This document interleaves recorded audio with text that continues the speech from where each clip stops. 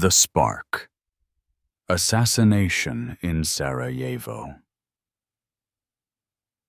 On a serene summer morning in Sarajevo, June 28, 1914, the world stood on the brink of a cataclysm. Archduke Franz Ferdinand, heir to the Austro-Hungarian throne, and his wife Sophie were visiting the city. The streets were alive with the hum of activity as onlookers gathered to catch a glimpse of the royal couple. But amidst the crowd, a young Bosnian Serb nationalist named Gavrilo Princip waited, his heart pounding with a mix of fear and determination. As the royal car turned onto Franz Joseph Street, Princip stepped forward, raised his pistol, and fired 2 shots. The Archduke and his wife were mortally wounded. This single act of violence would become the spark that ignited the First World War. But why did this assassination lead to a global conflict? To understand, we must delve into the intricate web of alliances, rivalries, and tensions that had been building in Europe for decades. By 1914, the continent was a powder keg, and the assassination in Sarajevo was the match that lit the fuse. The Austro-Hungarian Empire, a sprawling multi-ethnic state, had long struggled to maintain control over its diverse population. In the Balkans, a region often referred to as the Powder Keg of Europe, nationalist movements were on the rise. Serbia, a small but fiercely independent nation, sought to unite all South Slavs under its banner, a vision that directly threatened Austro-Hungarian dominance in the region.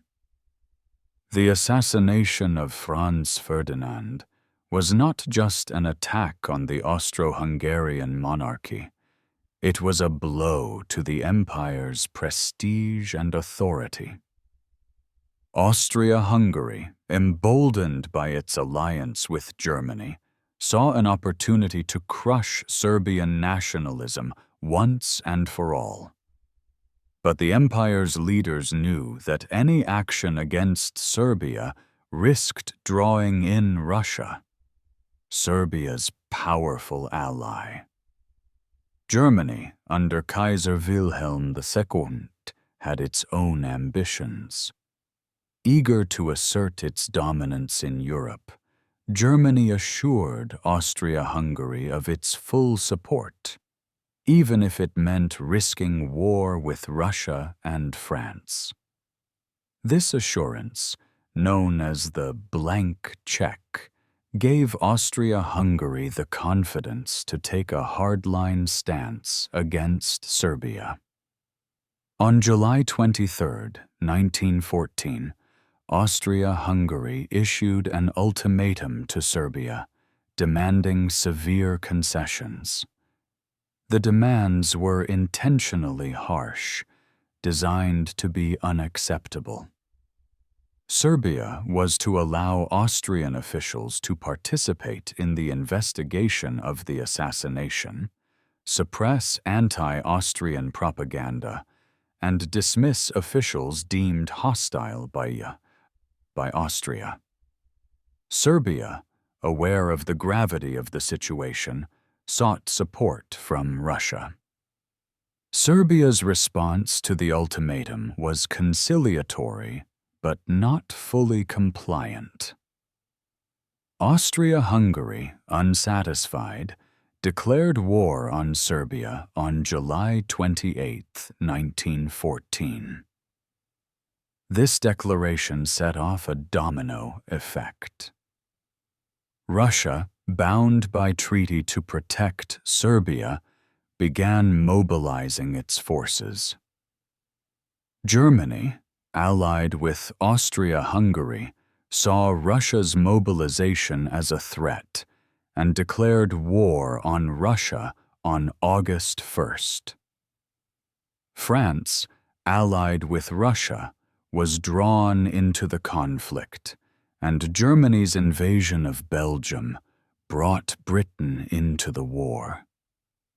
The assassination in Sarajevo was the spark, but the tinder had been piling up for years. The complex system of alliances, the arms race, and the imperial rivalries all contributed to the outbreak of war. What began as a regional conflict in the Balkans quickly escalated into a global war, drawing in nations from across the world. As we continue our journey through the history of World War I, we'll explore the strategies, battles, and human stories that defined this unprecedented conflict. But for now, let us reflect on how a single act in Sarajevo set the stage for a war that would change the world forever. The assassination of Franz Ferdinand was not just the beginning of a war. It was the end of an era, the closing of a chapter in history that would never be the same again. The July Crisis. The road to war. The assassination of Archduke Franz Ferdinand set off a chain reaction that would plunge Europe into war. But how did a single act of violence in Sarajevo lead to a global conflict? The answer lies in the tense and intricate diplomacy of the July Crisis. Austria-Hungary, determined to punish Serbia, issued a harsh ultimatum on July 23, 1914. The demands were severe. Serbia was to allow Austrian officials to participate in the investigation of the assassination, suppress anti-Austrian propaganda, and dismiss officials deemed hostile by Austria. Serbia, aware of the gravity of the situation, sought support from its ally, Russia. Serbia's response to the ultimatum was conciliatory, but not fully compliant. Austria-Hungary, unsatisfied, declared war on Serbia on July 28, 1914. This declaration set off a domino effect. Russia, bound by treaty to protect Serbia, began mobilizing its forces. Germany, allied with Austria-Hungary, saw Russia's mobilization as a threat and declared war on Russia on August 1st. France, allied with Russia, was drawn into the conflict, and Germany's invasion of Belgium brought Britain into the war. The July Crisis was a period of intense diplomatic maneuvering, but ultimately, the alliances and rivalries that had been building for decades proved too strong to prevent war. By early August 1914, Europe was engulfed in a conflict that would soon spread across the globe. The system of alliances that had been designed to maintain peace instead created a situation where a conflict between two nations could quickly draw in others. The Triple Entente, consisting of France, Russia, and Britain, faced off against the Triple Alliance of Germany, Austria-Hungary, and Italy. These alliances were meant to deter aggression, but they also meant that any conflict could escalate rapidly. Germany's decision to support Austria-Hungary unconditionally, known as the blank check, was a critical factor in the escalation of the crisis. Kaiser Wilhelm II and his advisors believed that a swift, decisive war could secure Germany's position as the dominant power in Europe. They underestimated the resolve of Russia and France, and the likelihood that Britain would intervene to protect Belgian neutrality. The invasion of Belgium by Germany was a turning point. Belgium's neutrality had been guaranteed by treaty, and its violation outraged the international community. Britain, which had long sought to maintain a balance of power in Europe, could not stand by as Germany overran Belgium. On August 4, 1914, Britain declared war on Germany. The July crisis revealed the fragility of the European order. Diplomacy failed to prevent war, and the mechanisms that were supposed to maintain peace instead accelerated the slide into conflict. The assassination in Sarajevo was the spark, but the tinder had been piling up for years. Nationalism, imperialism, and militarism had created a volatile mix, and the July crisis was the moment when it all ignited. As we continue our journey through the history of World War I, we'll explore the strategies, battles, and human stories that defined this unprecedented conflict. But for now, let us reflect on how the July crisis transformed a regional dispute into a global war. The decisions made in those critical weeks of July and August 1914 would shape the course of the 20th century and beyond. The Schlieffen Plan, Germany's gamble.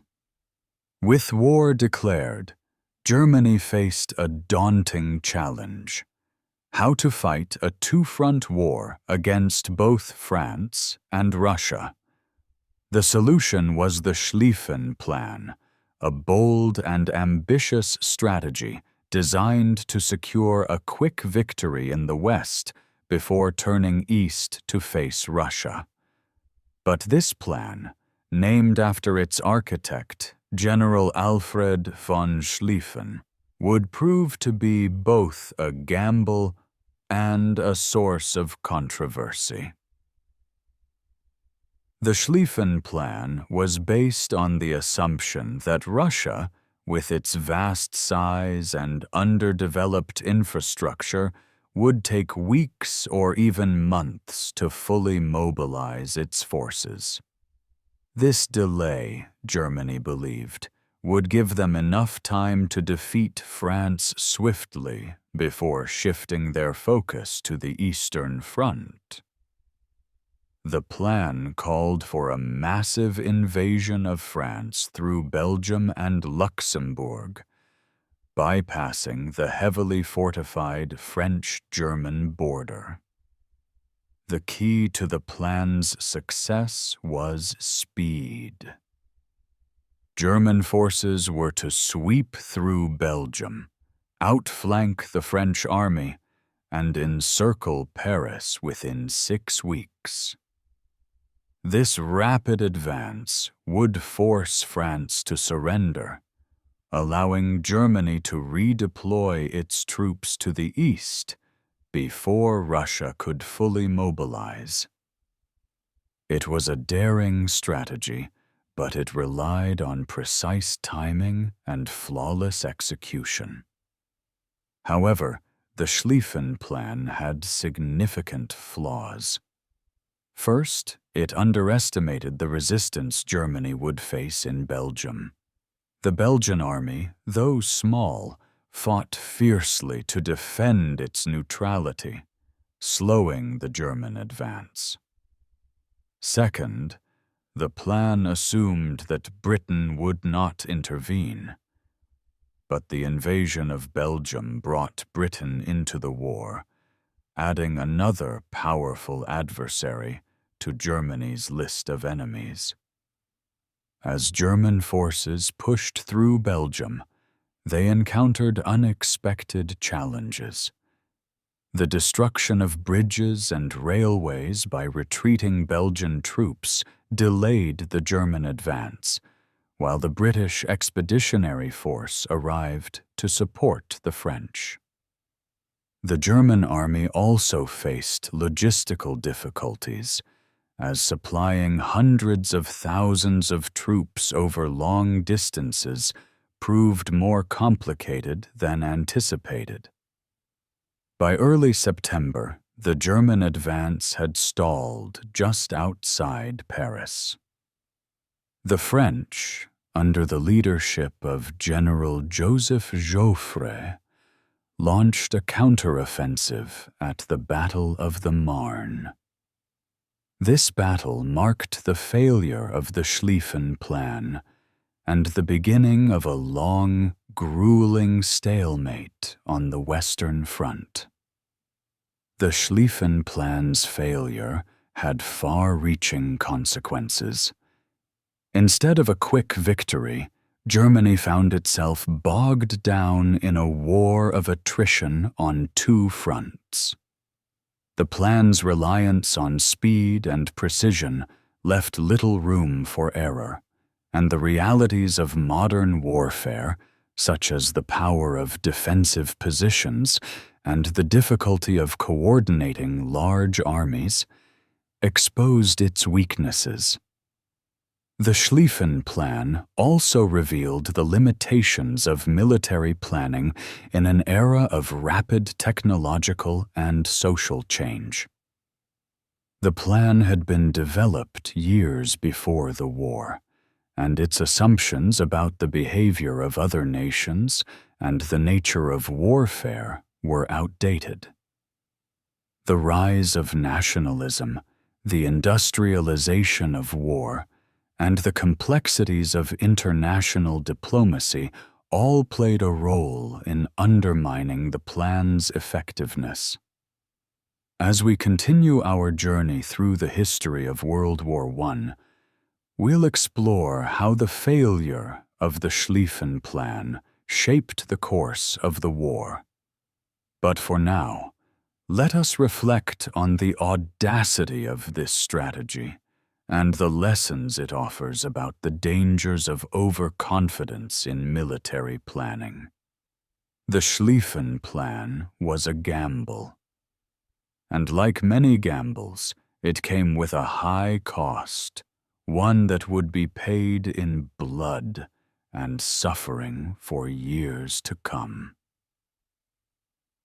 The Battle of the Marne, the first turning point. By early September 1914, the German army was within striking distance of Paris. The Schlieffen plan, though faltering, seemed on the verge of success, but the French and British forces were not ready to concede defeat. What followed was the Battle of the Marne, a pivotal moment that would halt the German advance and mark the beginning of a long and grueling stalemate on the Western Front. The Battle of the Marne began on September 6, 1914, and lasted for 6 days. It was a desperate struggle, as French and British forces fought to stop the German advance and protect Paris. The French commander, General Joseph Joffre had rallied his troops and organized a counteroffensive, determined to turn the tide of the war. The German army, exhausted from weeks of marching and fighting, was stretched thin. Their supply lines were overextended, and their troops were weary. The French, on the other hand, were fighting on familiar terrain, and their morale was bolstered by the knowledge that they were defending their homeland. The battle became a test of endurance and willpower, as both sides poured their resources into the fight. One of the most dramatic moments of the battle came when the French Sixth Army, under General Michel-Joseph Monnery, launched a surprise attack on the German flank. To reinforce the attack, 600 Parisian taxis were commandeered to transport troops to the front lines.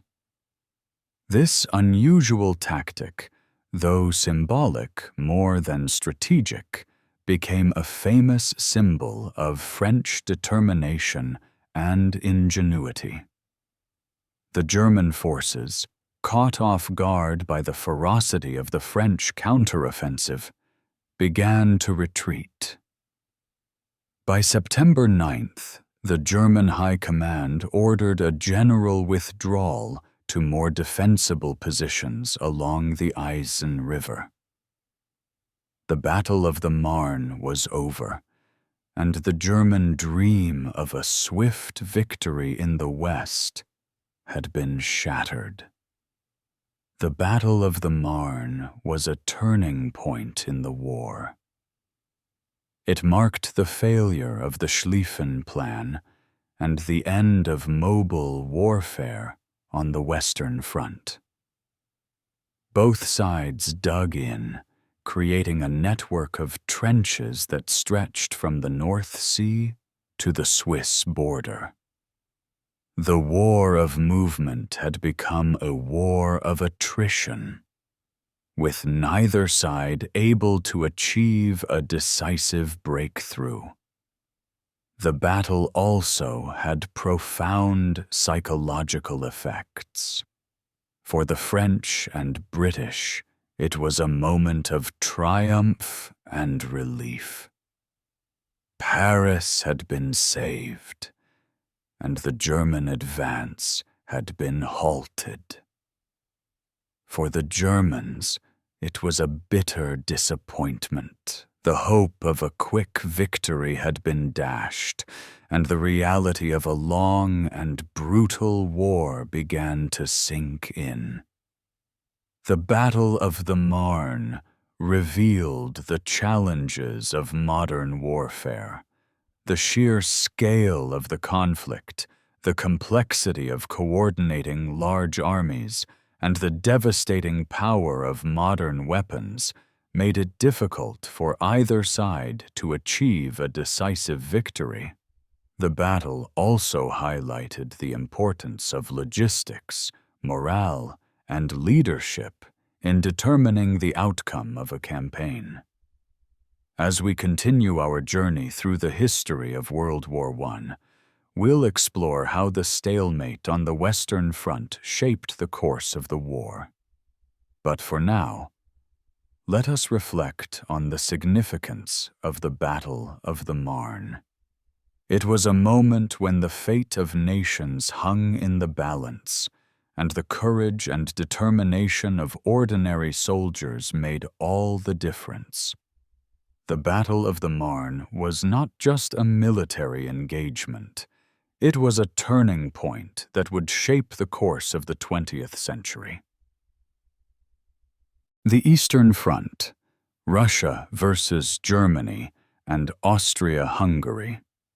While the Western Front descended into a stalemate of trenches and attrition, the Eastern Front was a theater of vast movements, dramatic battles, and shifting fortunes.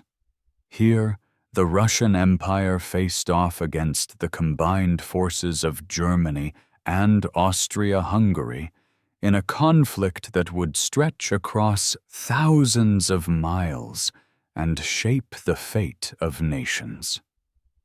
The Eastern Front was defined by its sheer scale.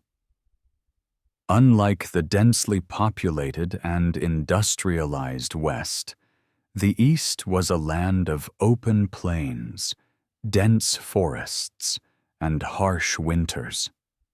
This vast and varied terrain made logistics a constant challenge as armies struggled to move troops and supplies across great distances.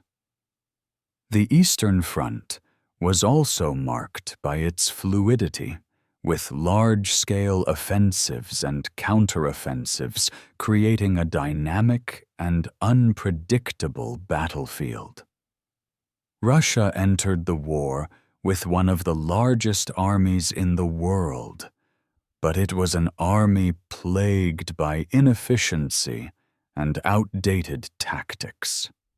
The Russian mobilization was slow, and its troops were often poorly equipped and led. Despite these challenges, Russia launched an early offensive into East Prussia in August 1914, hoping to relieve pressure on its French allies in the West. The Russian advance into East Prussia initially met with success, but it soon ran into trouble.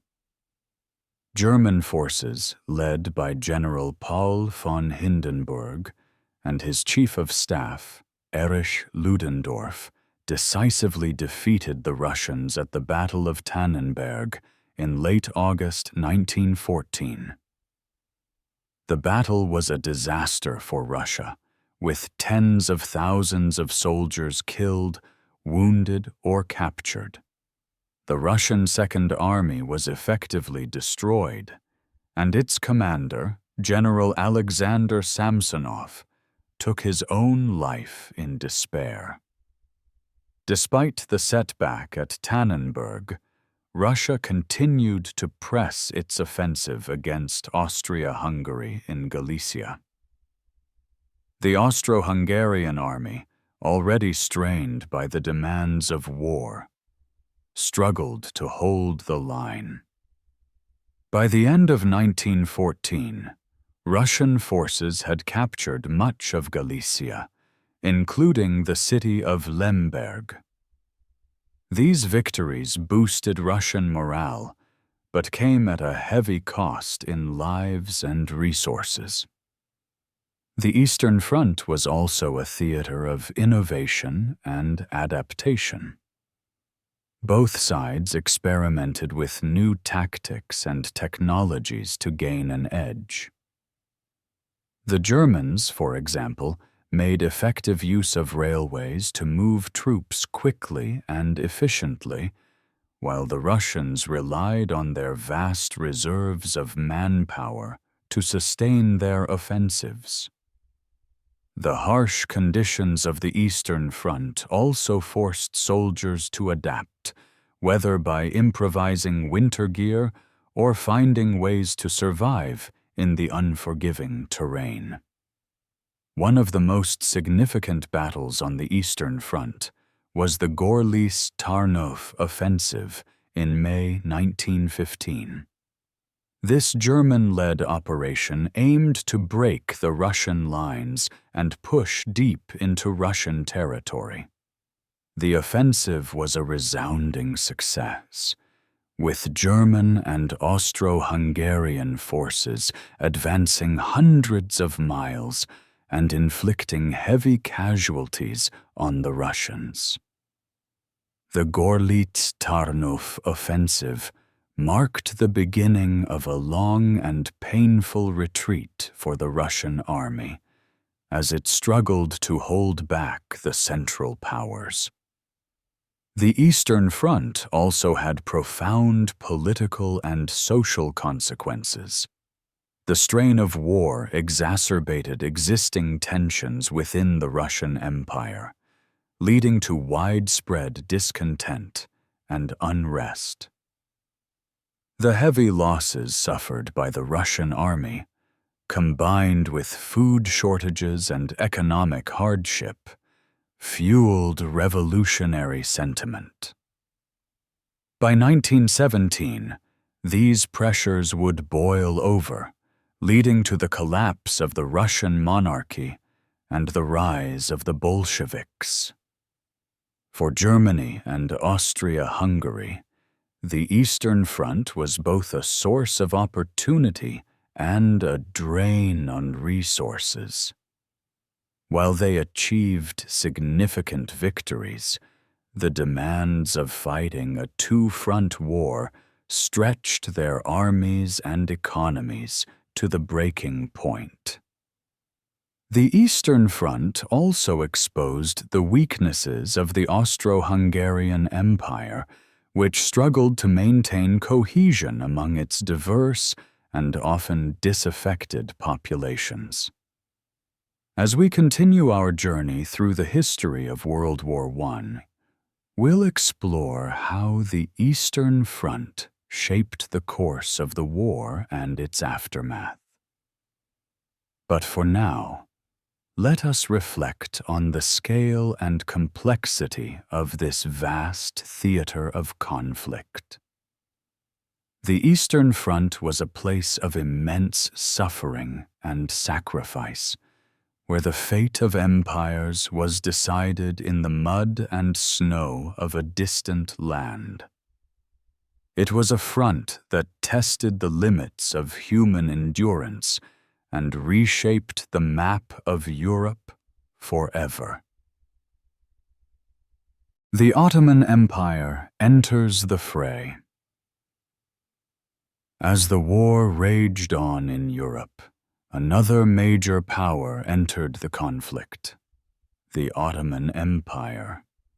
Stretching across 3 continents, the Ottoman Empire was a vast but declining state, struggling to maintain its influence in a rapidly changing world. Its decision to join the Central Powers in November 1914 would have far-reaching consequences, not only for the war, but also for the future of the Middle East. The Ottoman Empire's entry into the war was not inevitable. At the outbreak of hostilities, the empire declared its neutrality, but its leaders were divided on which side to support. Some favored an alliance with Britain and France, while others saw an opportunity to regain lost territories by siding with Germany and Austria-Hungary. Ultimately, the pro-German faction, led by War Minister Enver Pasha, prevailed. The Ottomans' decision to join the Central Powers was driven by a combination of strategic calculations and ideological motivations. Germany had long cultivated close ties with the Ottoman Empire, providing military advisors and modernizing its army. The Ottomans also hoped that an alliance with Germany would help them reclaim territories lost to Russia in previous wars, such as the Caucasus and the Balkans. The Ottoman Empire's entry into the war was marked by a bold and controversial move: an attack on Russian ports in the Black Sea. On October 29, 1914, Ottoman warships, including 2 German cruisers, bombarded Russian coastal cities. This unprovoked attack prompted Russia to declare war on the Ottoman Empire, followed by Britain and France. The Ottoman Empire was now fully committed to the conflict. One of the most significant campaigns involving the Ottoman Empire was the Gallipoli Campaign, launched by the Allies in early 1915. The goal of the campaign was to secure control of the Dardanelles Strait, a vital waterway connecting the Mediterranean to the Black Sea. By capturing the strait, the Allies hoped to open a supply route to Russia and knock the Ottoman Empire out of the war. The Gallipoli Campaign began with a naval assault in February 1915, but the Ottoman defenses, bolstered by German advisors, proved stronger than expected. The Allies then launched an amphibious invasion in April, landing troops on the Gallipoli Peninsula. What followed was a grueling and bloody stalemate as Allied forces struggled to break through the Ottoman defenses. The Ottoman forces, led by Mustafa Kemal, who would later become the founder of modern Turkey, fought with remarkable determination. The rugged terrain and harsh conditions worked in their favor as Allied troops faced constant artillery fire, disease, and supply shortages. After months of fierce fighting and heavy casualties, the Allies were forced to evacuate in January 1916. The Gallipoli Campaign was a costly failure for the Allies and a significant victory for the Ottoman Empire. The Ottoman Empire also faced challenges on other fronts. In the Caucasus, Ottoman forces clashed with the Russian army in a series of brutal battles. The campaign was marked by extreme weather, difficult terrain, and heavy losses on both sides. The Ottomans suffered a major defeat at the Battle of Sarıkamış in December 1914, where tens of thousands of soldiers perished due to cold, disease, and poor planning. In the Middle East, the Ottoman Empire faced a growing threat from British forces. The British, seeking to protect their interests in the region and undermine Ottoman control, supported Arab nationalist movements and launched offensives in Mesopotamia and Palestine. The Arab Revolt, led by figures like T.E. Lawrence, or Lawrence of Arabia, further weakened the Ottoman hold on its Arab territories. The Ottoman Empire's involvement in the war had profound consequences for its future. The strain of fighting on multiple fronts, combined with internal unrest and economic hardship, accelerated the empire's decline. By the end of the war, the Ottoman Empire was on the brink of collapse, and its territories were carved up by the victorious Allies. The war also sowed the seeds of modern conflicts in the Middle East, as new borders and nations were created in the aftermath. As we continue our journey through the history of World War I, we'll explore how the Ottoman Empire's participation shaped the course of the war and its legacy. But for now, let us reflect on the complexities of this ancient empire's final chapter. The Ottoman Empire's entry into the war was a gamble, one that would ultimately lead to its downfall, but also pave the way for the emergence of new nations and identities in the modern world. The War at Sea. Blockades and Submarines. While the battles on land dominated the headlines, the war at sea played a crucial role in shaping the outcome of World War I. Control of the oceans was vital for supplying troops, transporting resources, and maintaining global trade. Both the Allies and the Central Powers recognized the importance of naval power, leading to a series of dramatic and often deadly confrontations on the high seas. At the heart of the naval war was the British Royal Navy, the most powerful fleet in the world. Britain's dominance at sea allowed it to impose a blockade on Germany, cutting off vital supplies of food, fuel, and raw materials. The blockade was a key part of the Allied strategy, designed to weaken Germany's war effort and undermine its economy.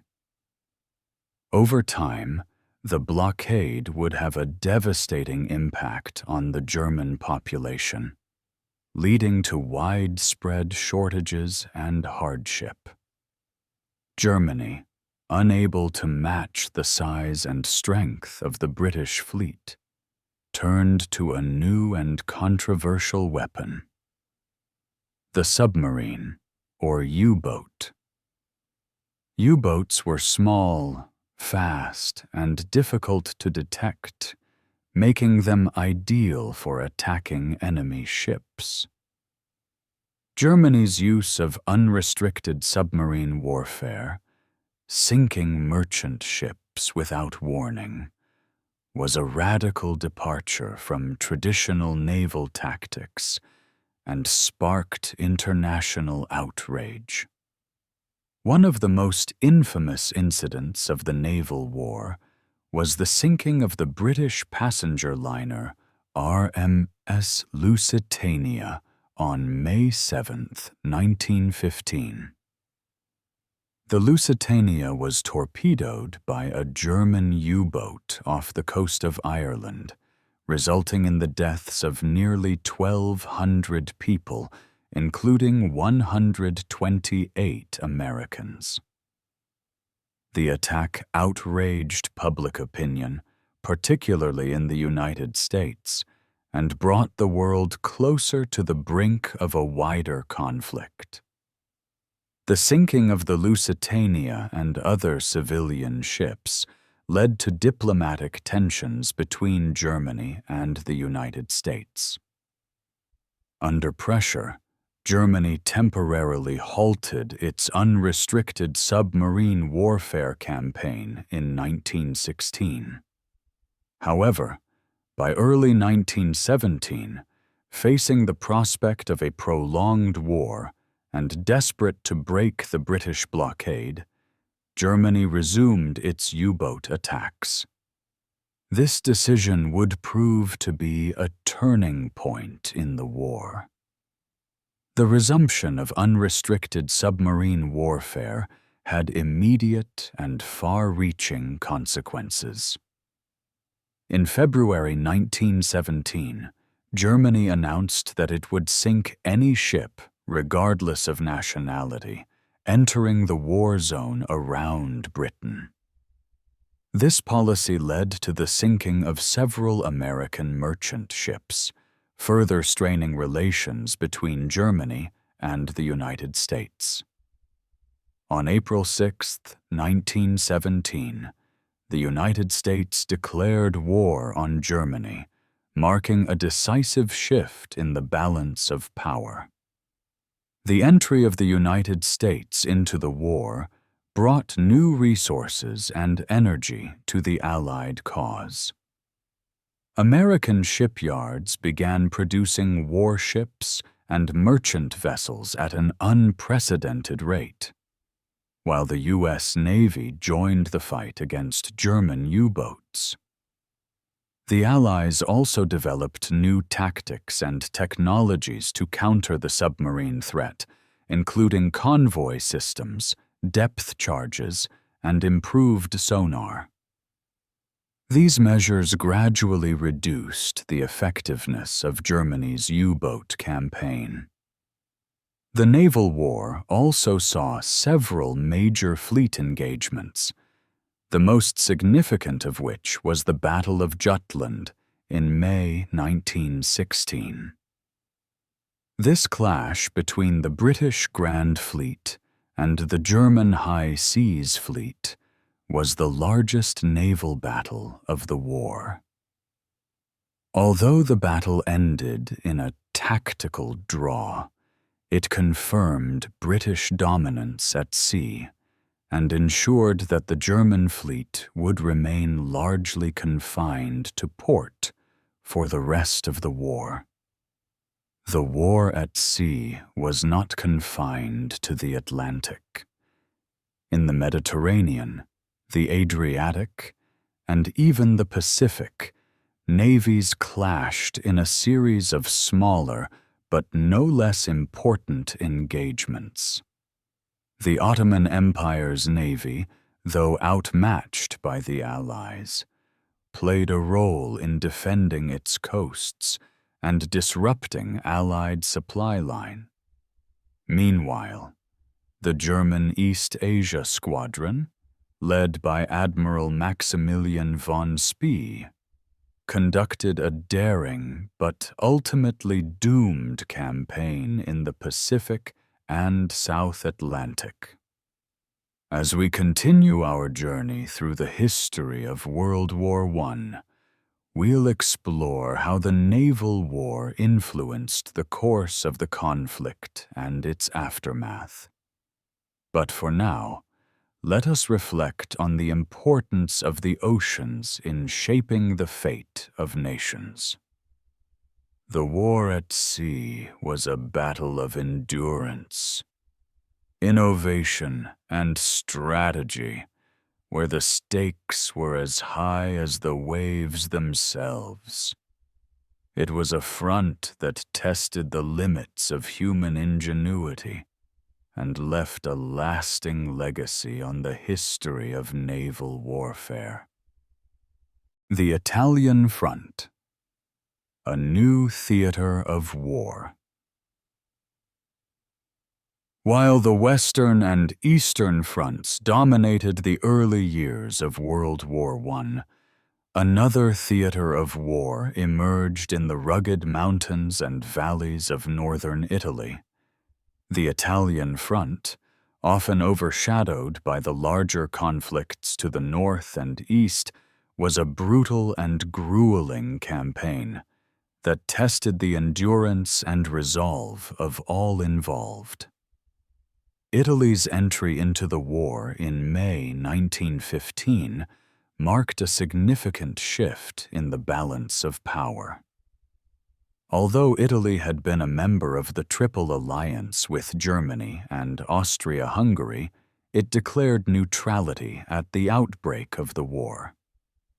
However, secret negotiations with the Allies, culminating in the Treaty of London in April 1915, persuaded Italy to join the war on the side of the Entente.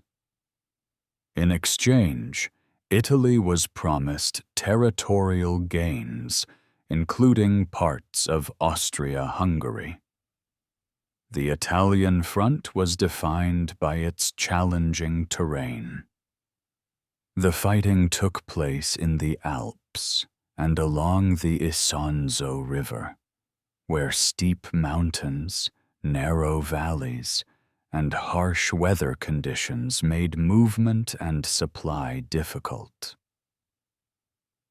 Both sides struggled to adapt to the environment, with soldiers facing not only enemy fire, but also the dangers of avalanches, frostbite, and altitude sickness. The Italian army, under the command of General Luigi Cadorna, launched a series of offensives against Austria-Hungary along the Isonzo River. These battles, known as the Battles of the Isonzo, were characterized by their ferocity and high casualties. Between June 1915 and September 1917, Italy and Austria-Hungary fought 12 major battles along the Isonzo, with little to show for the immense loss of life.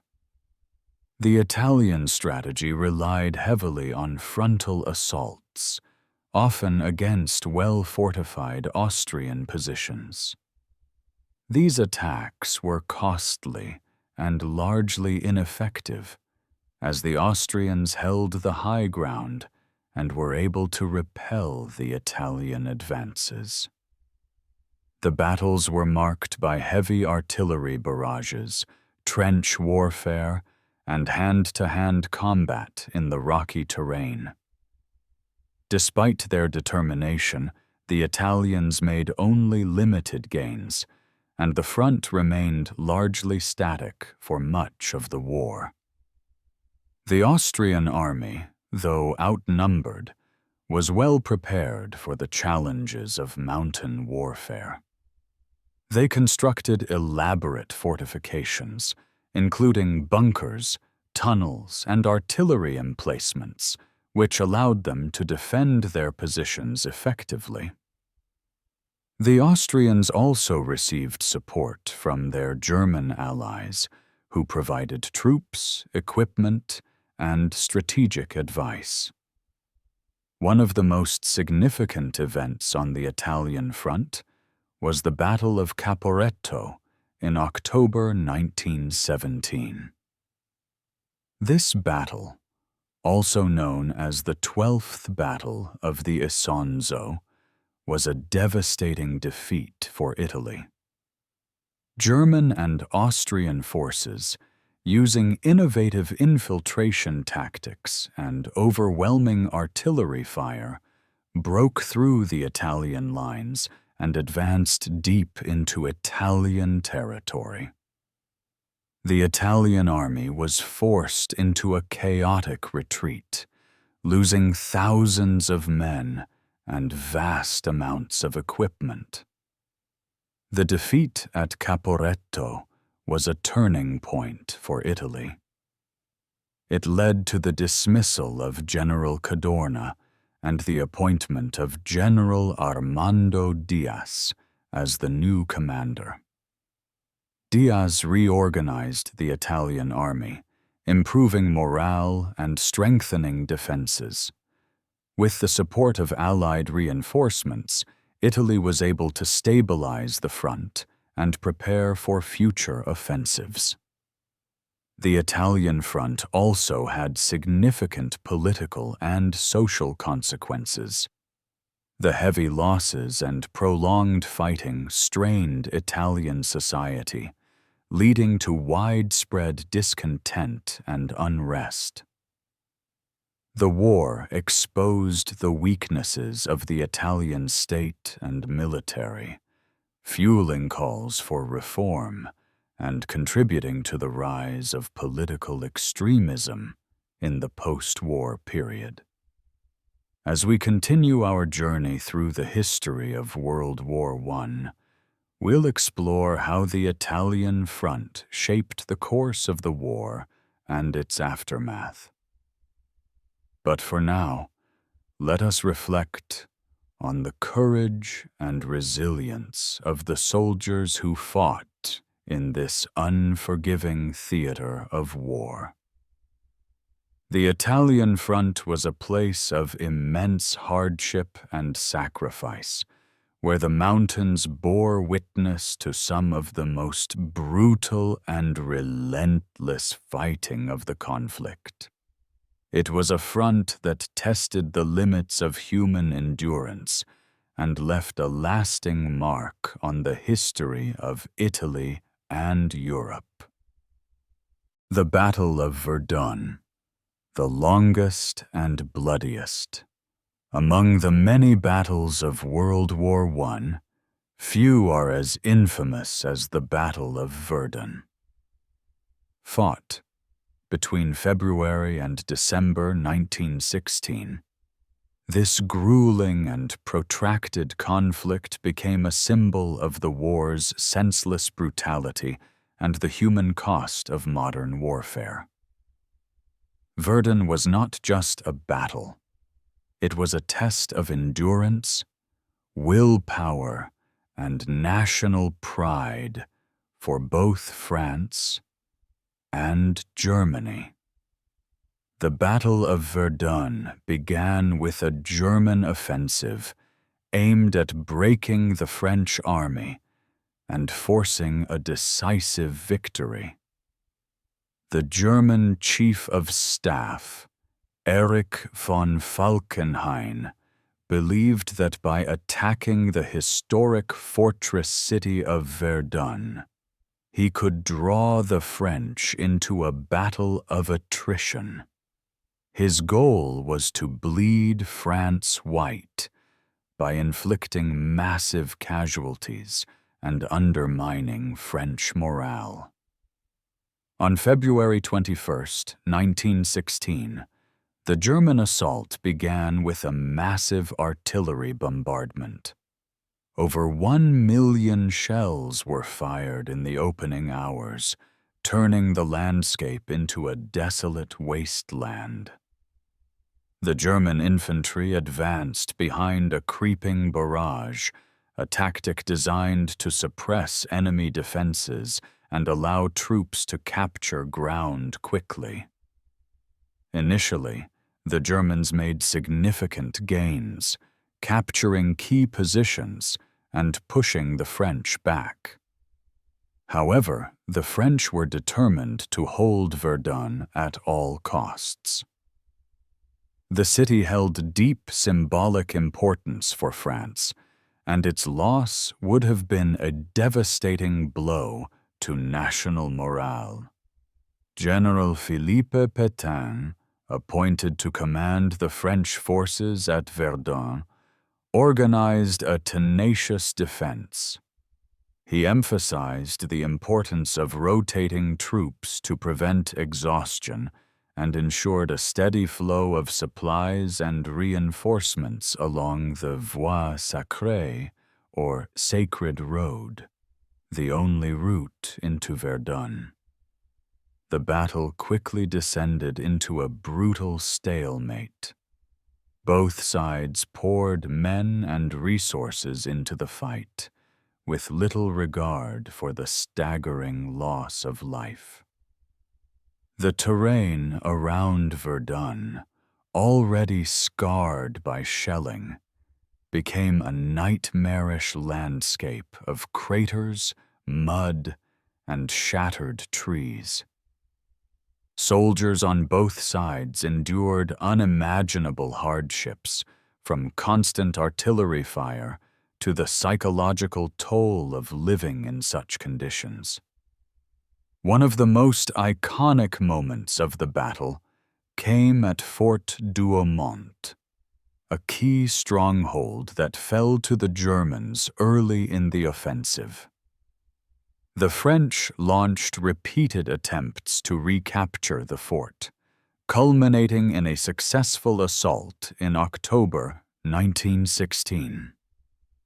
The recapture of Fort Douaumont was a turning point in the battle, boosting French morale and signaling the beginning of the end for the German offensive.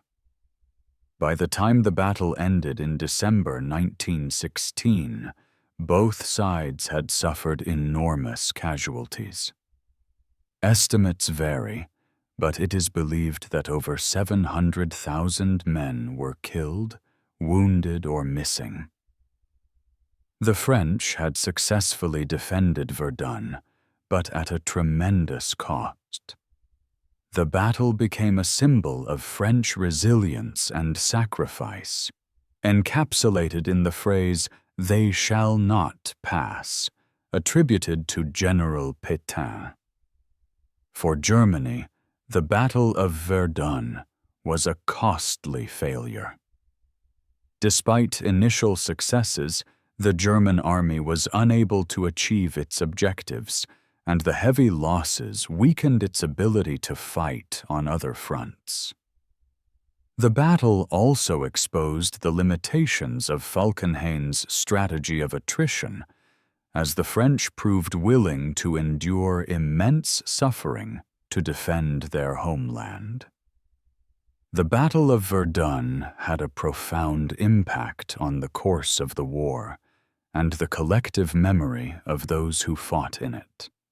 It became a symbol of the futility and horror of trench warfare, where gains were measured in yards and lives were spent with little regard for their value. The battle also highlighted the importance of morale, logistics, and leadership in determining the outcome of a campaign.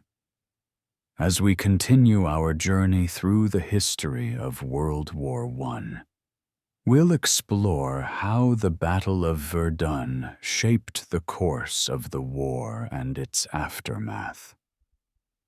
But for now, let us reflect on the courage and sacrifice of those who fought in this harrowing conflict. Verdun was more than a battle. It was a crucible that tested the limits of human endurance and left a lasting mark on the history of France, Germany, and the world. The Somme, a symbol of futility. While the Battle of Verdun raged on, another monumental conflict was unfolding to the north. The Battle of the Somme. Launched by the British and French in July 1916, the Somme offensive was intended to relieve pressure on the French at Verdun and break through the German lines on the Western Front. What followed was one of the bloodiest and most tragic battles in human history, a grim testament to the futility and horror of trench warfare. The Battle of the Somme began on July 1st, 1916, with a massive Allied artillery bombardment. For 7 days, British and French guns pounded the German trenches, firing over 1.5 million shells. The goal was to destroy the German defenses and create a path for the infantry to advance. However, the bombardment failed to achieve its objectives. Many of the shells were duds, and the German troops, sheltered in deep bunkers, survived the barrage largely unscathed. When the infantry went over the top on the morning of July 1st, they were met with devastating machine gun fire. The British Army, composed largely of inexperienced volunteers from Kitchener's new army, suffered catastrophic losses. On the first day alone, the British Army incurred over 57,000 casualties, including nearly 20,000 dead. It remains the bloodiest day in the history of the British military. Despite the horrific losses, the offensive continued. Over the next 4.5 months, the Allies launched repeated attacks against the German lines, gaining small amounts of ground at an enormous cost. The battle became a grueling war of attrition, with both sides suffering heavy casualties. The introduction of new technologies, such as tanks, offered brief moments of hope, but they were not enough to break the stalemate. One of the most significant moments of the battle came in September, when the British deployed tanks for the first time in history. These early tanks were slow, unreliable, and vulnerable to breakdowns. but they demonstrated the potential of armored warfare. The sight of these mechanical beasts advancing across no man's land struck fear into the German troops, but their impact on the battle was limited. The Battle of the Somme was also marked by the courage and resilience of the soldiers who fought in it. Men from across the British Empire, including troops from Canada, Australia, New Zealand, and South Africa, took part in the offensive. They endured unimaginable hardships, from the constant threat of enemy fire to the squalid conditions of the trenches. Their sacrifices became a symbol of the human cost of the war. By the time the battle ended in November 1916, the Allies had advanced only about 6 miles. The cost of this small gain was staggering. Over 1 million men were killed, wounded, or missing on both sides. The Battle of the Somme became a symbol of the futility and senselessness of the war, a grim reminder of the human toll of industrialized warfare. The battle also had a profound impact on the home front. The heavy losses suffered by the British Army shocked the public and led to widespread grief and disillusionment. The Somme became a byword for the horrors of war, a tragedy that would shape the collective memory of the conflict for generations to come.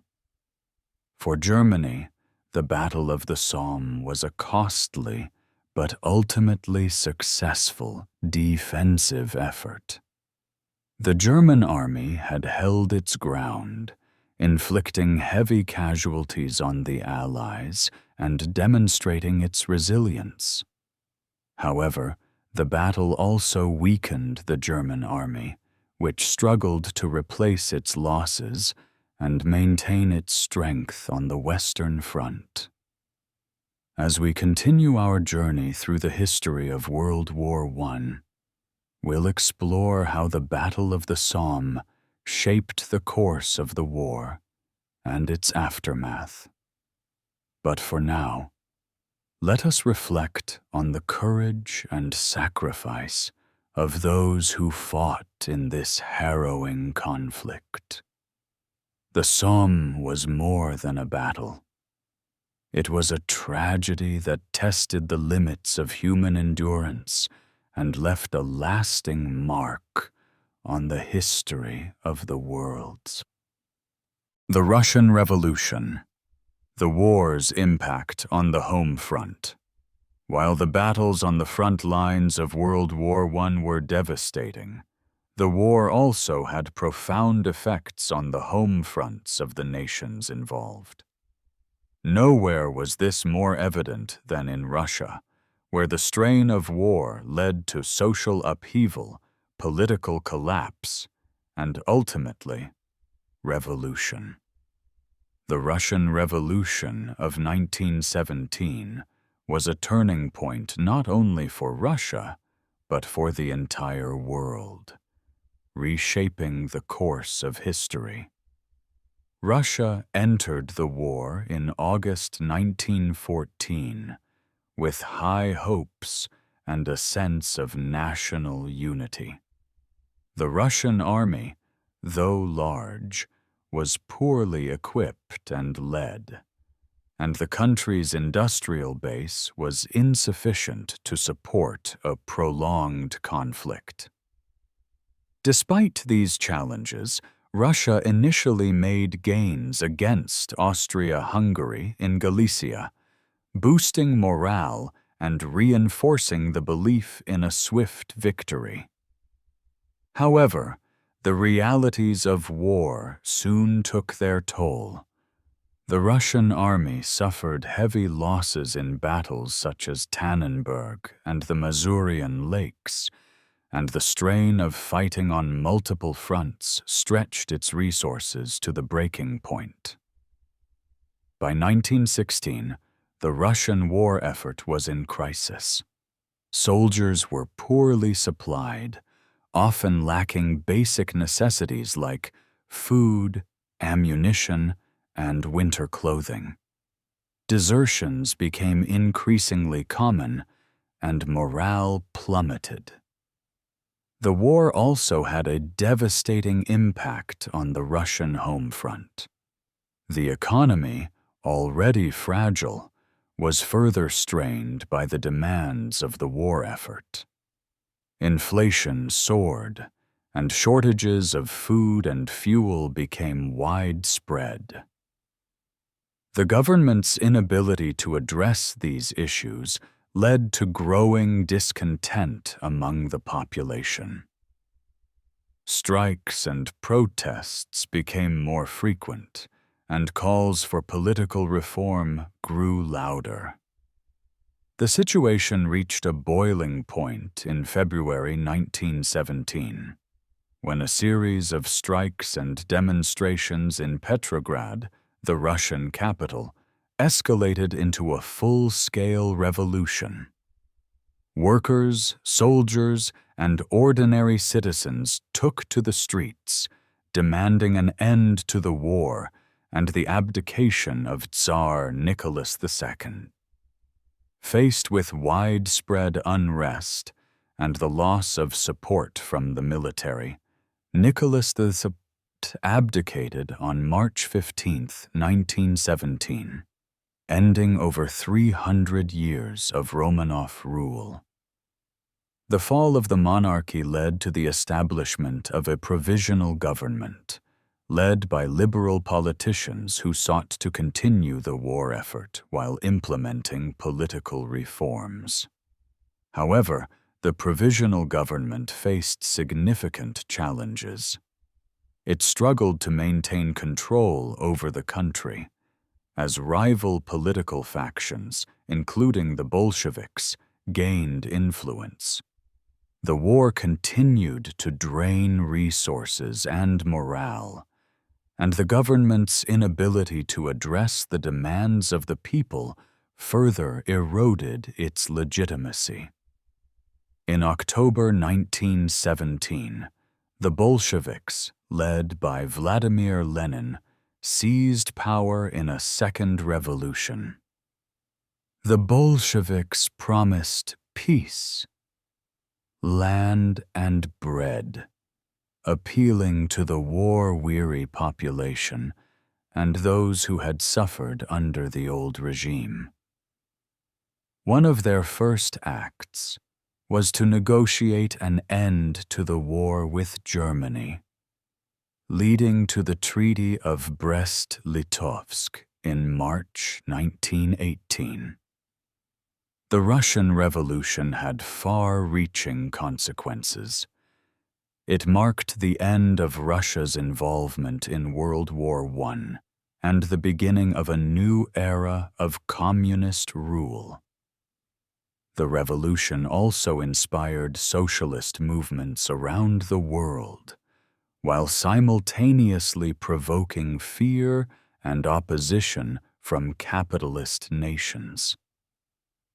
The rise of the Soviet Union would shape global politics for decades to come.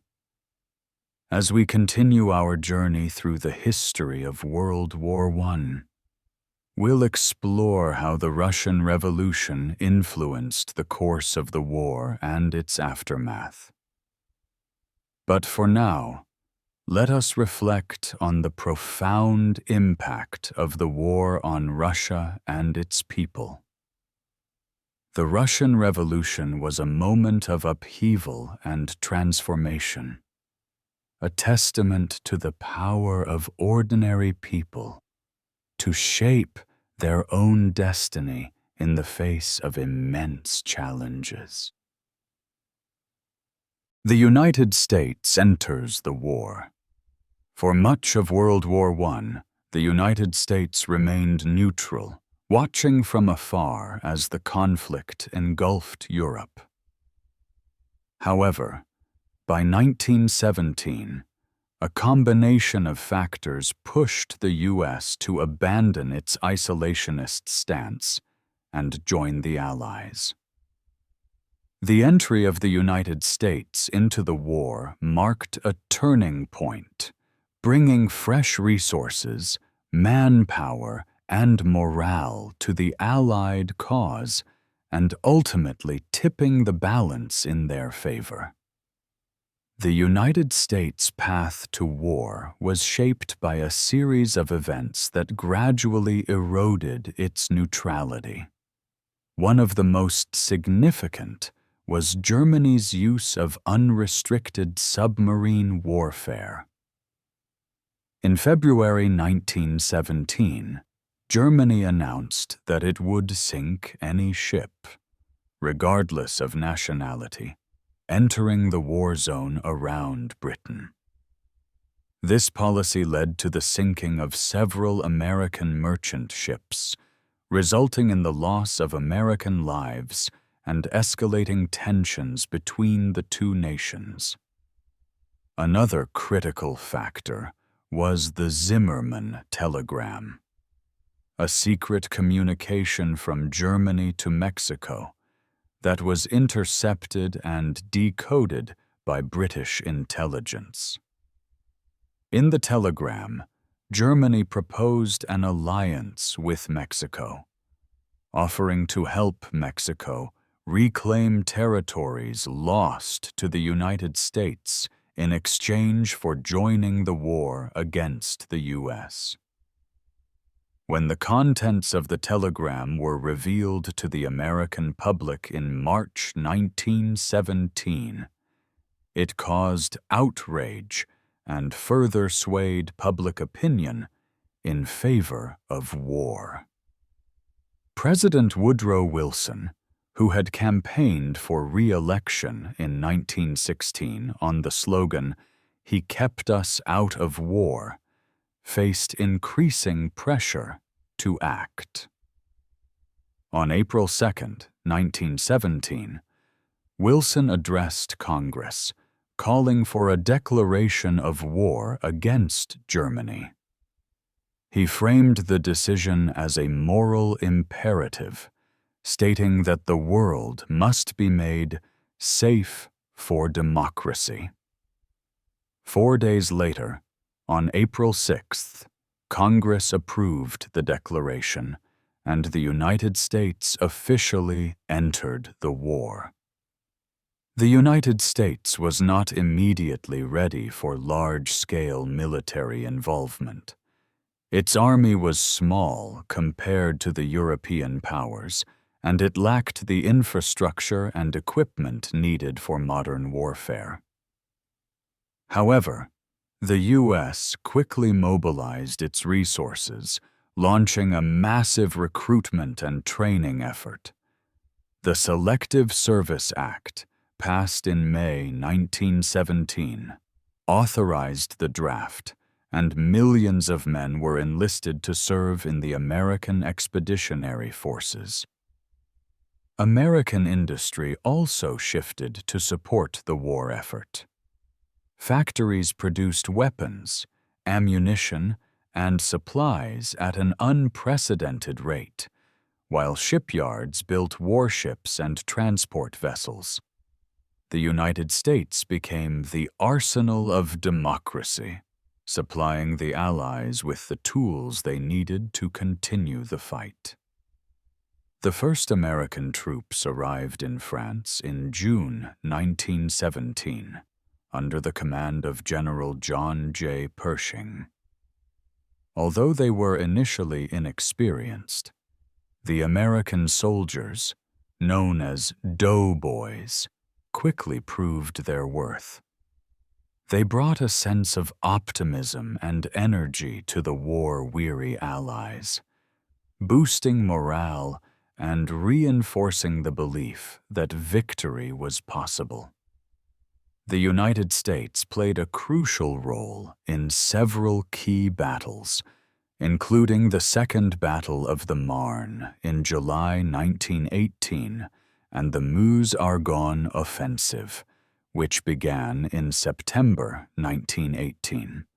These battles demonstrated the growing strength and effectiveness of the American forces, as well as their ability to adapt to the challenges of trench warfare.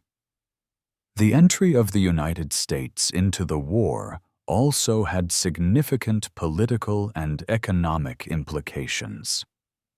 American financial and material support helped sustain the Allied war effort, while its military contributions added pressure on the Central Powers. The U.S. also played a key role in shaping the post-war world, with President Wilson's 14 points outlining a vision for peace and international cooperation. As we continue our journey through the history of World War I, we'll explore how the United States' involvement shaped the course of the war and its aftermath. But for now, let us reflect on the significance of this moment. The entry of the United States into the war was a turning point, a moment when the balance of power shifted decisively in favor of the Allies. It was a testament to the power of determination, unity, and the belief in a better future. The German Spring Offensive, the last gamble. By early 1918, the Central Powers were facing increasing pressure on multiple fronts. The entry of the United States into the war had shifted the balance of power in favor of the Allies, and Germany knew that time was running out. In a desperate bid to secure victory before American forces could fully deploy, Germany launched its Spring Offensive, a massive and ambitious campaign that would become its final gamble. The German Spring Offensive, also known as the Kaiserschlacht or Kaiser's Battle, began on March 21, 1918. The plan was to deliver a series of rapid and powerful blows to the Allied lines, breaking through their defenses and forcing a decisive victory before the full weight of American troops could be brought to bear. The offensive was led by General Erich Ludendorff, who believed that a swift and overwhelming attack could shatter Allied morale and end the war on Germany's terms. The first phase of the offensive, codenamed Operation Michael, targeted the British and French forces along the Somme River. The Germans employed new tactics, including the use of stormtroopers, elite infantry units trained to infiltrate enemy lines and disrupt their defenses. The attack began with a massive artillery bombardment, followed by a rapid advance that caught the Allies off guard. The Germans made significant gains, pushing the Allies back and creating a bulge in the front lines. Despite these initial successes, the German advance began to falter. The rapid movement of troops stretched supply lines thin, and the German army struggled to maintain its momentum. The Allies, though initially overwhelmed, quickly regrouped and launched counterattacks. The arrival of fresh American troops bolstered Allied morale and provided much-needed reinforcements. The second phase of the offensive, Operation Georgette, began in April and focused on the Flanders region. The Germans aimed to capture key ports and cut off British supply lines. Once again, the Germans made early gains, but their advance was slowed by fierce Allied resistance and logistical challenges. The battle for the town of Ypres became a focal point, with both sides suffering heavy casualties.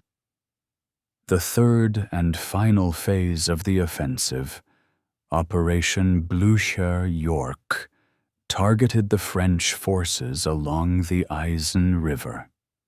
The Germans hoped to draw French reserves away from the British sector and create an opportunity for a breakthrough. The attack began on May 27th and initially achieved stunning success, with the Germans advancing over 30 miles and reaching the Marne River, just 50 miles from Paris.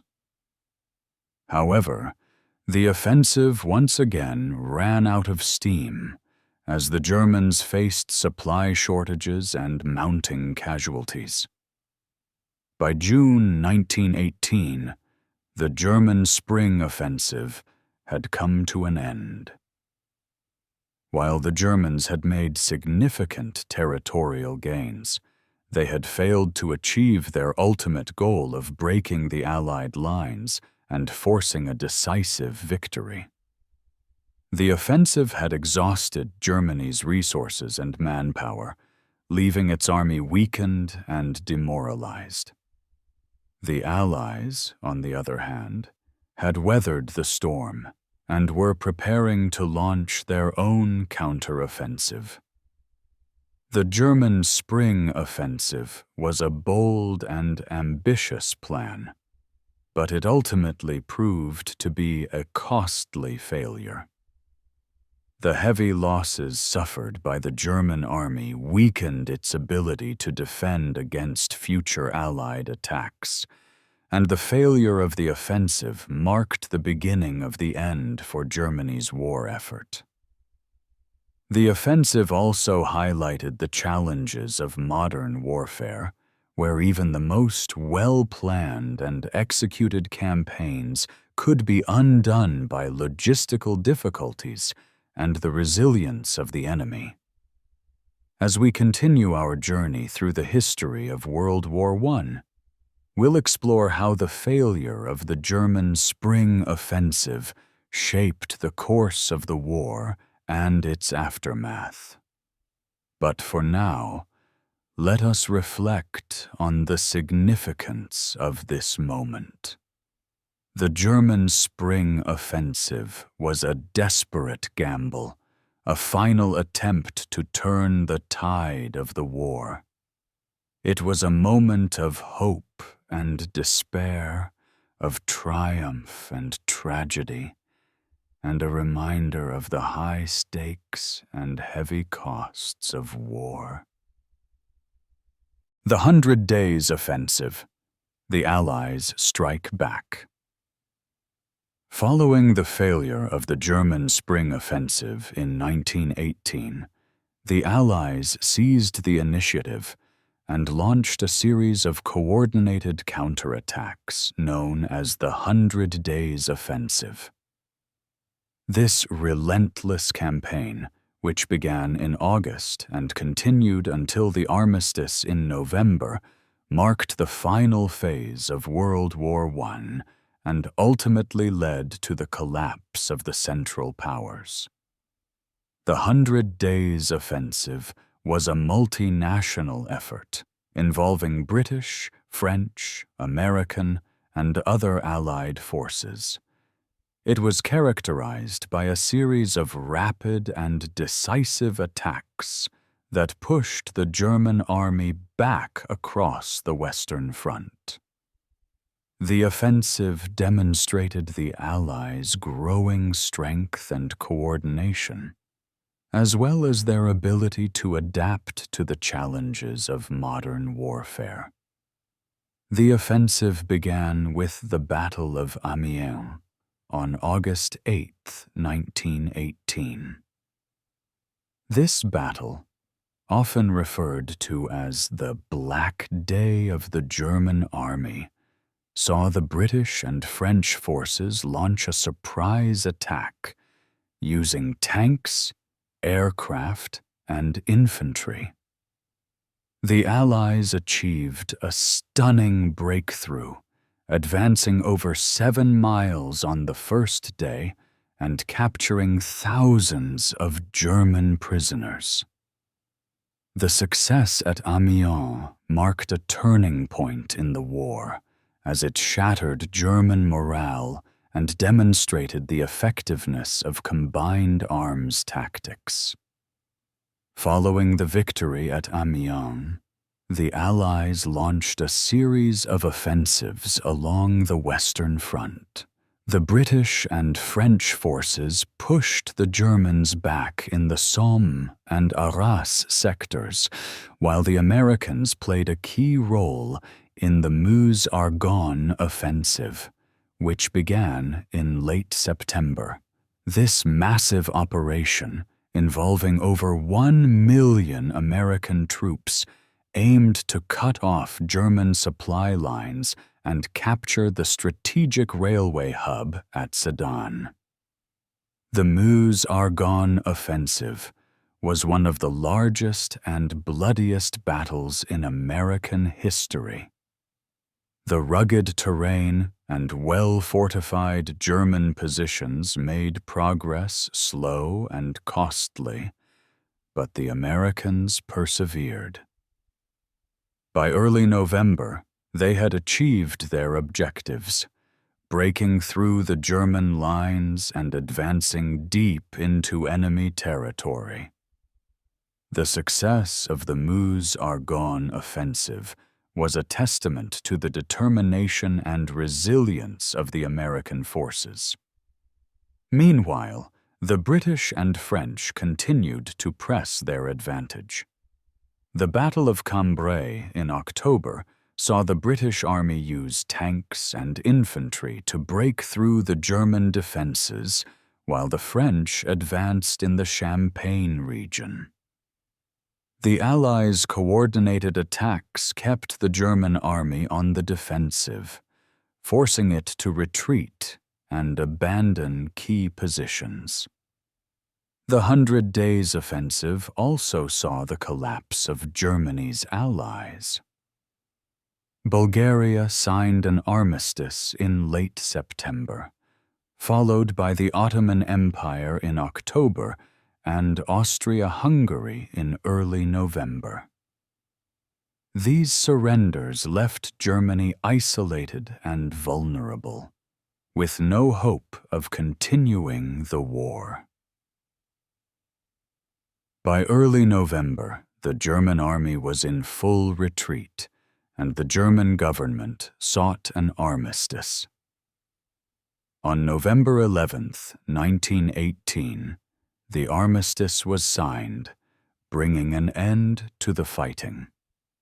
The 100 Days Offensive had achieved its objectives, securing victory for the Allies and bringing the war to a close.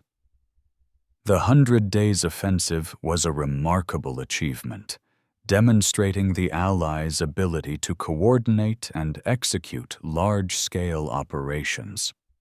It also highlighted the importance of innovation and adaptability in modern warfare, as the Allies used new tactics and technologies to overcome the challenges of trench warfare. As we continue our journey through the history of World War I, we'll explore how the 100 Days Offensive shaped the course of the war and its aftermath. But for now, let us reflect on the significance of this moment. The 100 Days Offensive was a testament to the courage and determination of the Allied forces, a final push that brought an end to the horrors of war and paved the way for a new era of peace. The Armistice, the end of hostilities. After 4 long years of unimaginable suffering and destruction, World War I finally came to an end on November 11th, 1918. The armistice, signed in the early hours of the morning in a railway carriage in Compiègne, France, marked the cessation of hostilities on the Western Front. For millions of soldiers and civilians, it was a moment of relief, hope, and reflection on the immense cost of the war. The road to the armistice began in late 1918, as the Allies' 100 Days Offensive pushed the German army to the brink of collapse. With its allies surrendering and its own forces in retreat, Germany faced the grim reality that the war could not be won. On October 3, 1918, a new German government, led by Prince Max of Baden, requested an armistice from the Allies. This request was based on President Woodrow Wilson's 14 points, a set of principles aimed at achieving a just and lasting peace. Negotiations for the armistice began in early November, with German representatives meeting Allied commanders in a railway carriage in the forest of Compiègne. The terms of the armistice were harsh, designed to ensure that Germany could not resume fighting. Germany was required to withdraw its troops from all occupied territories, surrender vast amounts of military equipment, and allow the Allies to occupy key areas along the Rhine River. The German Navy was to be interned, and the blockade of Germany would remain in place until a final peace treaty was signed. The German delegation had little choice but to accept the terms. On November 11th, at 5 in the morning, the armistice was signed. The agreement stipulated that hostilities would cease at 11 o'clock that morning, giving the news time to reach the front lines. For many soldiers, the final hours of the war were among the most dangerous, as commanders on both sides sought to gain last-minute advantages. At the appointed hour, the guns fell silent. Across the Western Front, soldiers emerged from their trenches, stunned by the sudden quiet. For many, the end of the war was a moment of profound relief, but also of confusion and sorrow. The war had claimed the lives of millions, and its end brought mixed emotions. Joy for those who had survived, but grief for those who had been lost. The armistice was not a peace treaty, but rather a temporary cessation of hostilities. The task of negotiating a lasting peace would fall to the diplomats at the Paris Peace Conference, which began in January 1919. The Treaty of Versailles, signed in June 1919, formally ended the war and imposed heavy reparations and territorial losses on Germany. However, the treaty's harsh terms sowed the seeds of resentment and instability, contributing to the tensions that would lead to World War II. The end of World War I also brought profound changes to the global order. The Austro-Hungarian, Ottoman, German, and Russian empires had collapsed, and new nations emerged from their ruins. The war reshaped borders, redrew maps, and redefined the balance of power in Europe and beyond. It also left a legacy of trauma and loss that would shape the 20th century. As we continue our journey through the history of World War I, we'll explore how the armistice and its aftermath shaped the course of the 20th century. But for now, let us reflect on the significance of this moment. The armistice was a turning point in history, a moment when the world paused to mourn its losses and look toward an uncertain future. It was a reminder of the cost of war, but also of the resilience and hope that can emerge from even the darkest times. The Treaty of Versailles. A flawed peace. On June 28, 1919, the Treaty of Versailles was signed in the Hall of Mirrors at the Palace of Versailles, formally ending World War I. The treaty was the culmination of months of negotiations at the Paris Peace Conference, where the victorious Allied powers sought to reshape the world order and prevent future conflicts. However, the Treaty of Versailles was deeply controversial, and its terms would have far-reaching consequences for the 20th century. The Paris Peace Conference began in January 1919. Bringing together leaders from over 30 nations. The Big Four, President Woodrow Wilson of the United States, Prime Minister David Lloyd George of Britain, Premier Georges Clemenceau of France, and Prime Minister Vittorio Orlando of Italy, dominated the negotiations. Each had their own priorities and visions for the post-war world, leading to intense debates and compromises. Woodrow Wilson's vision was guided by his 14 points, a set of principles aimed at achieving a just and lasting peace. These included self-determination for nations, open diplomacy, and the creation of a League of Nations to prevent future conflicts.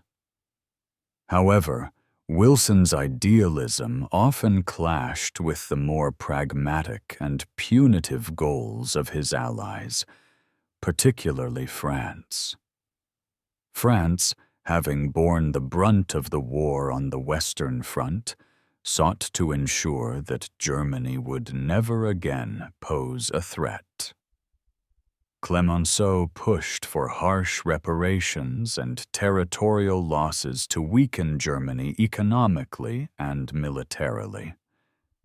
Britain, while supportive of some punitive measures, was more concerned with maintaining a balance of power in Europe and protecting its empire.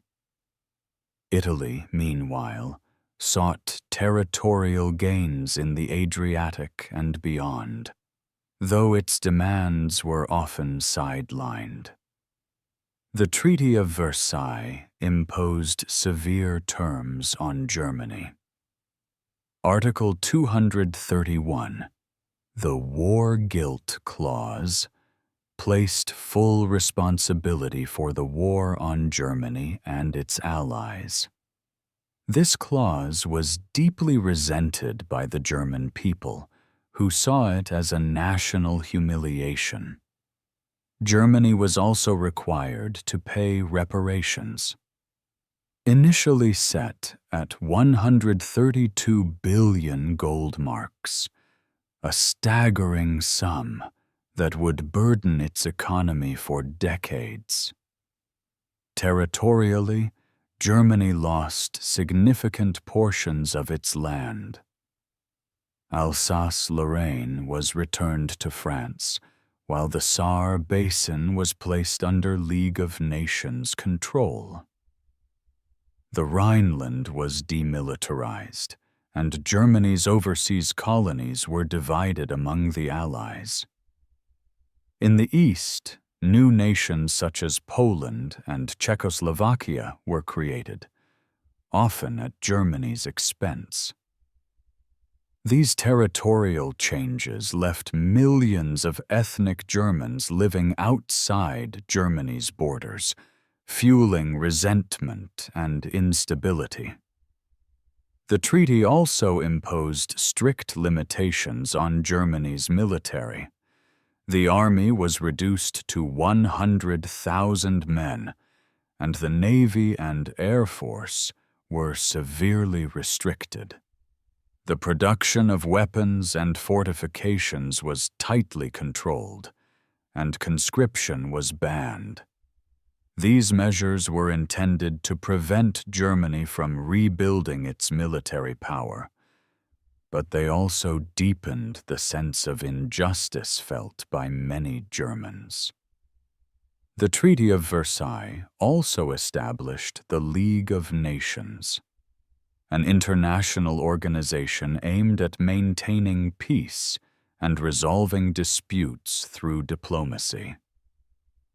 While the League represented a bold step toward global cooperation, its effectiveness was undermined by the absence of key powers, including the United States. The U.S. Senate, wary of entangling alliances, refused to ratify the treaty, leaving the League without one of its strongest potential supporters. The Treaty of Versailles was met with mixed reactions. While the Allies celebrated the end of the war and the promise of a new world order, many Germans viewed the treaty as a dictated peace, imposed without their input. The harsh terms fueled resentment and economic hardship, contributing to the political instability that would later give rise to Adolf Hitler and the Nazi Party. As we continue our journey through the history of World War I, we'll explore how the Treaty of Versailles shaped the course of the 20th century.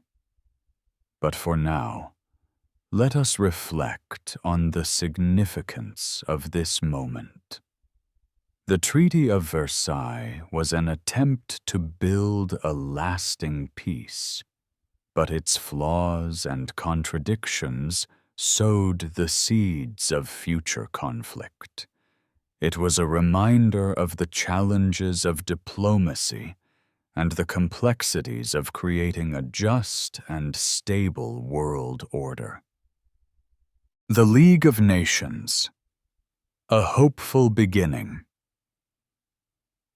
In the aftermath of World War I, the world sought to create a new system of international cooperation to prevent future conflicts. The League of Nations, established by the Treaty of Versailles, was envisioned as a forum where nations could resolve disputes peacefully and work together to maintain global stability. While the League represented a bold and hopeful step toward a more peaceful world, its limitations and challenges would ultimately shape its legacy. The idea of a League of Nations was championed by U.S. President Woodrow Wilson, who saw it as a cornerstone of his vision for a just and lasting peace. Wilson believed that open diplomacy, collective security, and the rule of law could prevent the kind of catastrophic conflict that had engulfed the world. His 14 points, presented in January 1918, included a call for the creation of such an organization. The League of Nations was formally established in January 1920, with its headquarters in Geneva, Switzerland. Its founding members included the victorious Allied powers, as well as many neutral and newly independent nations. The League's covenant, or constitution, outlined its goals: to prevent war through collective security, to promote disarmament, and to address global issues such as health, labor, and human rights. One of the League's key mechanisms was the principle of collective security. Member nations agreed to defend each other against aggression, with the idea that no single nation would dare attack another if it faced the combined opposition of the entire League. The League also established a permanent court of international justice to resolve legal disputes between nations, and it created specialized agencies to address issues like refugees, disease, and economic cooperation. Despite its noble goals, the League of Nations faced significant challenges from the outset. One of its most glaring weaknesses was the absence of the United States. Although President Wilson was a driving force behind the League's creation, the U.S. Senate refused to ratify the Treaty of Versailles, citing concerns about entangling alliances and the loss of sovereignty. Without the participation of the world's emerging superpower, the League's ability to enforce its decisions was severely weakened.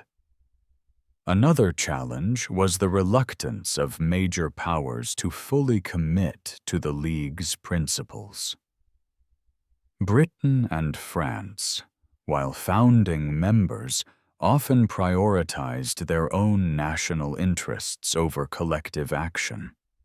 Germany and the Soviet Union were initially excluded from the League, further limiting its inclusivity and effectiveness.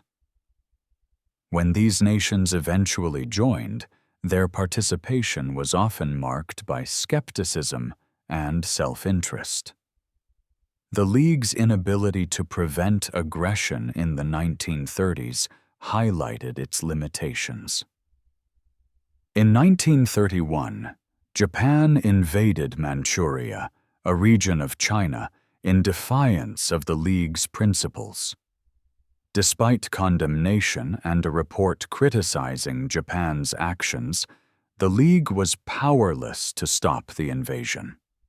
Similarly, when Italy invaded Ethiopia in 1935, the League's sanctions proved ineffective, and Italy withdrew from the organization. The League's failures in the face of aggression undermined its credibility and contributed to the breakdown of international order in the lead-up to World War II. However, it also achieved notable successes in areas such as health, labor, and humanitarian aid. The League's efforts to combat diseases, improve working conditions, and assist refugees laid the groundwork for future international organizations, including the United Nations. As we continue our journey through the history of World War I and its aftermath, we'll explore how the League of Nations shaped the course of the 20th century. But for now, let us reflect on the significance of this moment. The League of Nations was a bold experiment in international cooperation, a testament to the hope that humanity could learn from the horrors of war and build a better future. While it ultimately fell short of its goals, Its legacy endures as a reminder of the challenges and possibilities of global governance. The Spanish flu, a global pandemic. While the world was still reeling from the devastation of World War I, another crisis emerged that would claim even more lives: the Spanish flu.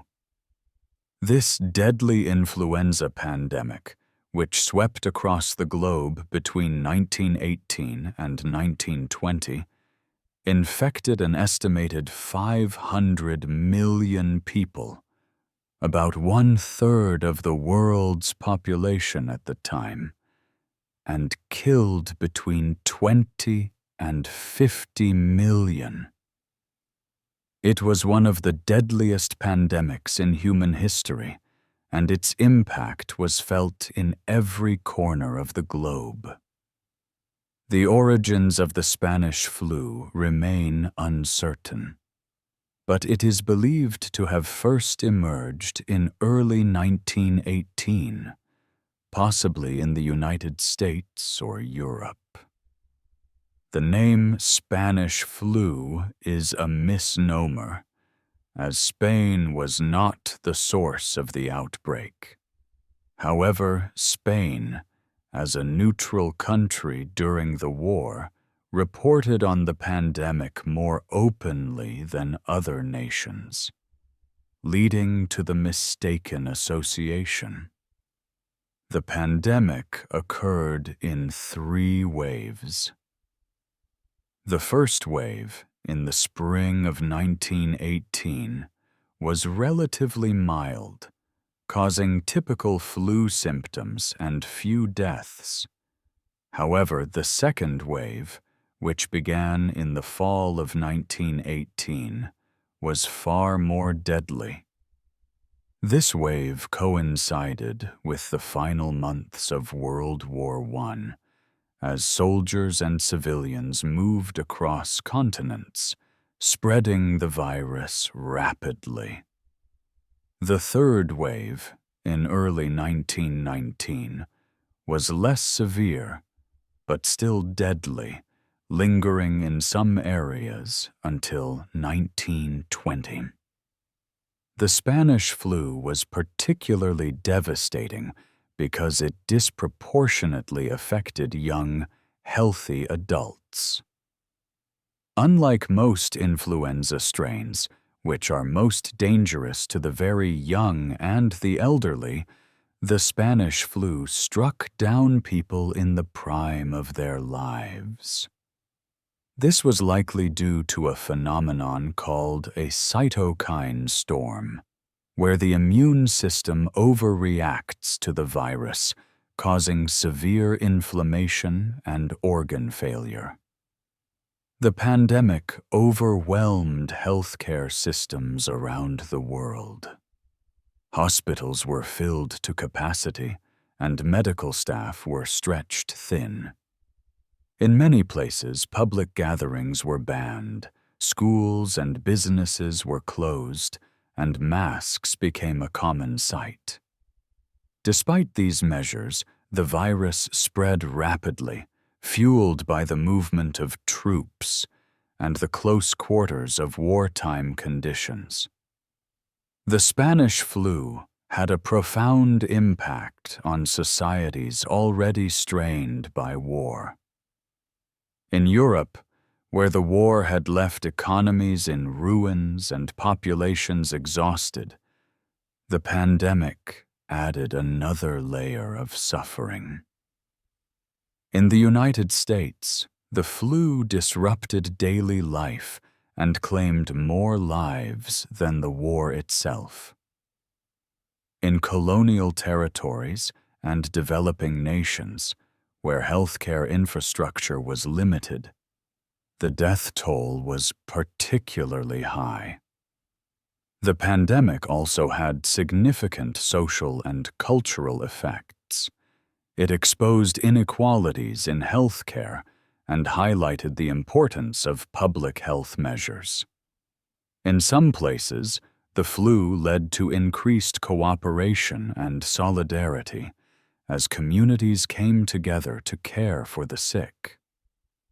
In others, it fueled fear and mistrust, with some blaming minority groups or foreign nations for the outbreak.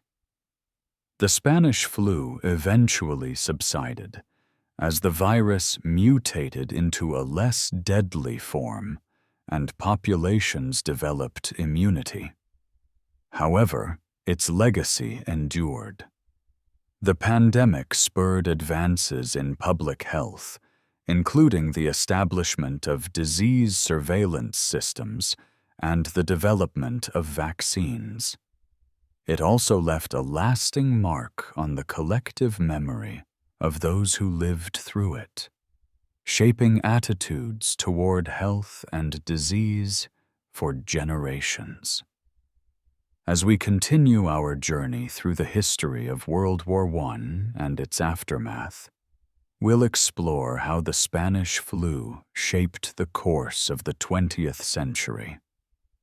But for now, let us reflect on the significance of this moment. The Spanish flu was a global tragedy, a reminder of the fragility of human life and the interconnectedness of our world.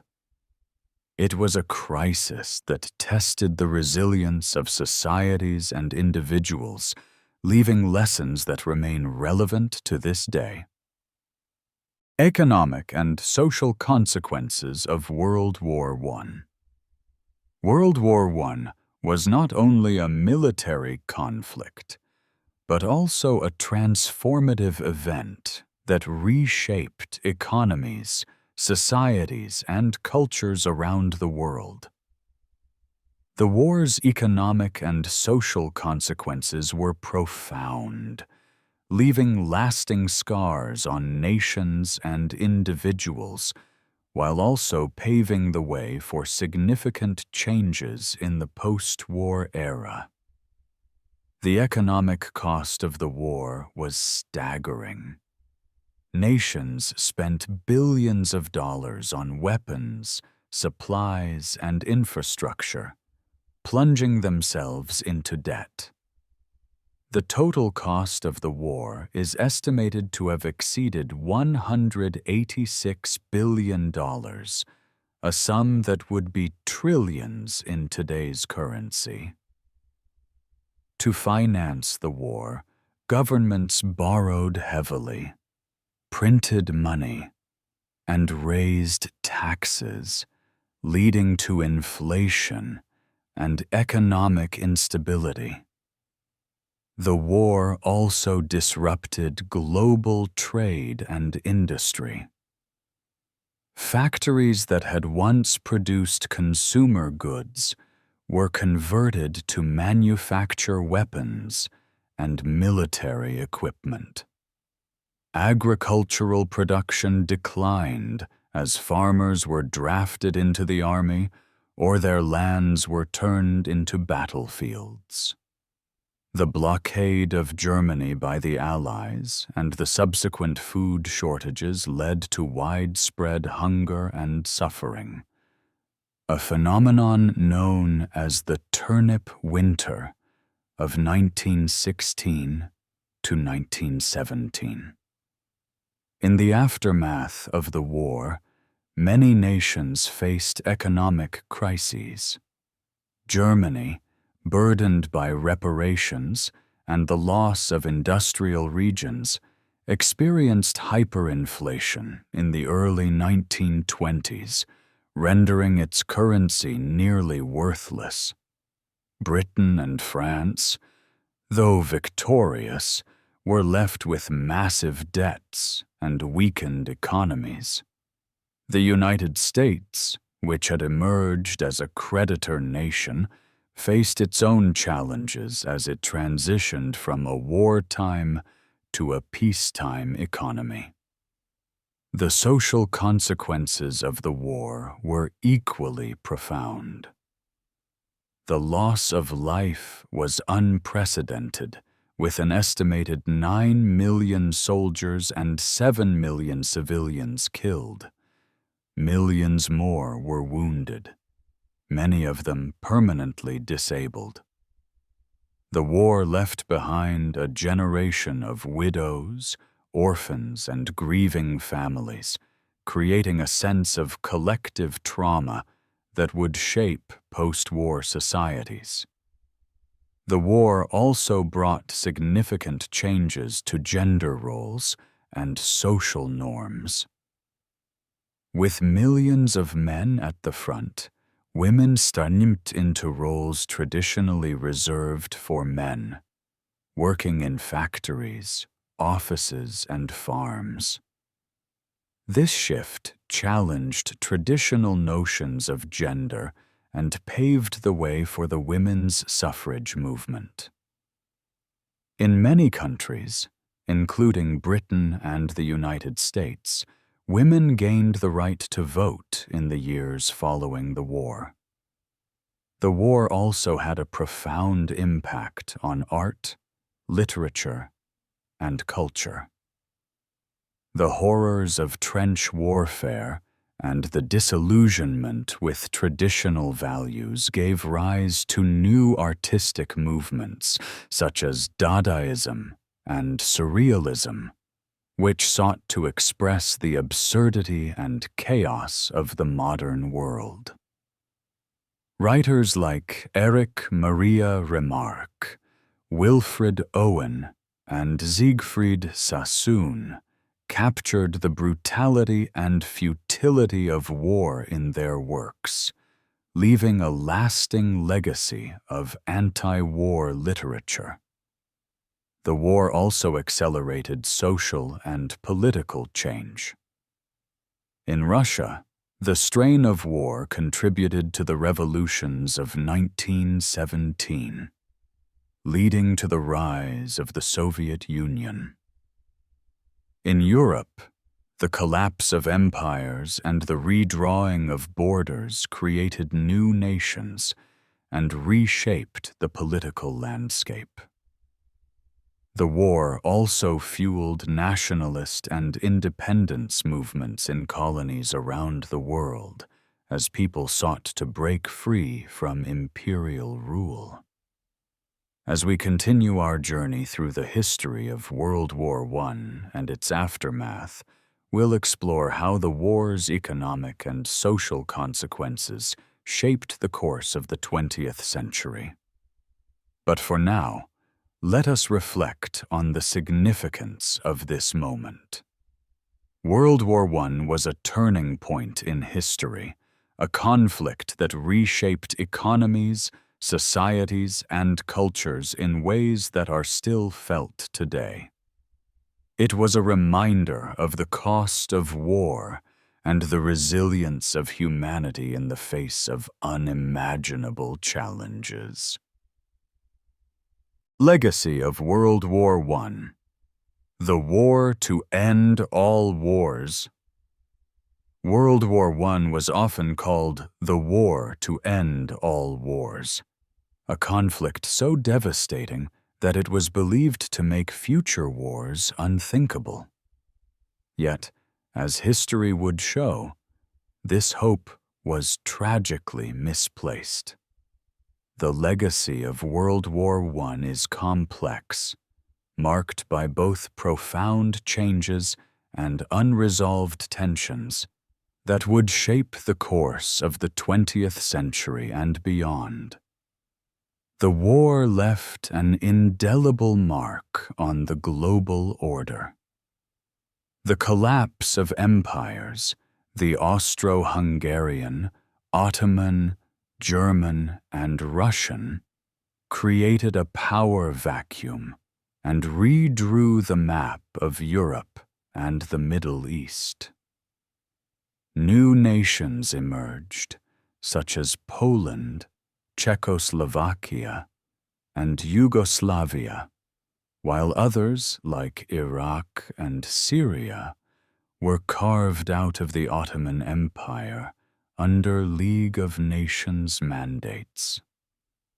These changes, while intended to promote self-determination, often sowed the seeds of future conflicts. The Treaty of Versailles, designed to ensure peace, instead created new grievances. Germany, burdened by war guilt and reparations, felt humiliated and betrayed. The harsh terms of the treaty fueled resentment and economic instability, contributing to the rise of extremism and the eventual ascent of Adolf Hitler. Similarly, the redrawing of borders left ethnic minorities stranded in new nations, leading to tensions that would erupt in future conflicts. The war also transformed the nature of warfare itself. The introduction of new technologies, tanks, airplanes, machine guns, and chemical weapons, ushered in an era of industrialized killing. The scale of destruction and the loss of life shocked the world, leading to a widespread desire to avoid future wars. Yet, the lessons of World War I were not fully learned, and the interwar period saw the development of even more deadly weapons and strategies. The war's impact on society and culture was equally profound. The trauma of the war gave rise to a sense of disillusionment and existential questioning reflected in the works of writers, artists, and thinkers. The lost generation, as they were called, grappled with the meaning of life in a world that had been shattered by war. This cultural shift influenced movements such as modernism and existentialism, which sought to make sense of a fractured and uncertain world. The war also had lasting political consequences. The Russian Revolution and the rise of communism inspired revolutionary movements around the world, while the failure of the League of Nations to prevent aggression undermined faith in international cooperation. The interwar period was marked by economic instability, political extremism, and the rise of authoritarian regimes, setting the stage for World War II. Yet, the war also inspired hope and progress. The sacrifices of millions of soldiers and civilians were remembered in monuments, memorials, and ceremonies around the world. The war's legacy of suffering and loss became a powerful reminder of the need for peace and understanding. The creation of the League of Nations, though flawed, represented a bold attempt to build a better world, laying the groundwork for future efforts at international cooperation, such as the United Nations. As we conclude our journey through the history of World War I, let us reflect on its enduring legacy. The war was a turning point in history, a conflict that reshaped the world in ways that are still felt today. It was a reminder of the cost of war and the resilience of humanity, a testament to the power of hope and the need for peace. The war to end all wars did not achieve its lofty goal, but it left lessons that continue to resonate in our quest for a better future.